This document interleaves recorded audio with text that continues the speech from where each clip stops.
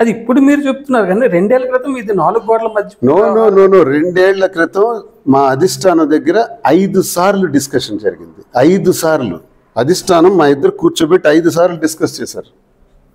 5 సార్లు చేసిన డిస్కషన్లో 4 సార్లు నచ్చ చెప్పిన తర్వాత 4th టైం వచ్చి ఏప్రిల్ 19, 2023 మూలపేట పోర్టు శంకుస్థాపన రోజు నా టికెట్ అనౌన్స్ చేశారు జగన్మోహన్ రెడ్డి గారు. పాపం నమ్మారు అధిష్టానం, ఇద్దరు కన్విన్స్ అయ్యారులే బాగానే ఉంటారని నమ్మారు. అక్కడికి 20-25 రోజులు, నెల రోజుల్లో సెటిల్మెంట్ జరిగిందా, కూర్చోబెట్టి మాట్లాడించారు. శ్రీను ఈసారి చేస్తాడు, శ్రీనుయే పోటీ చేయాలి, తప్పదు, మీకు భవిష్యత్తులో గవర్నమెంట్ వచ్చిన తర్వాత ఏదో ఒకటి చేద్దాం, ఎలక్షన్ అయిపోయిన తర్వాత కుటుంబ వ్యవహారాలు కూడా మాట్లాడదాం నచ్చ చెప్పారు. అంటే ఇప్పుడు గవర్నమెంట్ రాలేదు కాబట్టి వాణి అది కాదు నేను చెప్తున్నాను, నచ్చ చెప్పారు. అంటే ఇది కంటిన్యూ చేయాలి.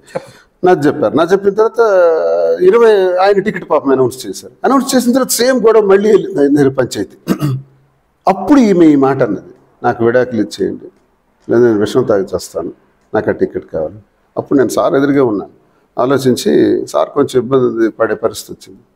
అన్న వద్దు, ఒక పని చేద్దాం, ఈ టికెట్ ఆమెకి ఇచ్చేద్దాం, నేనే విత్డ్రా అయిపోతాను అంటే సార్కి ఇష్టపడలా.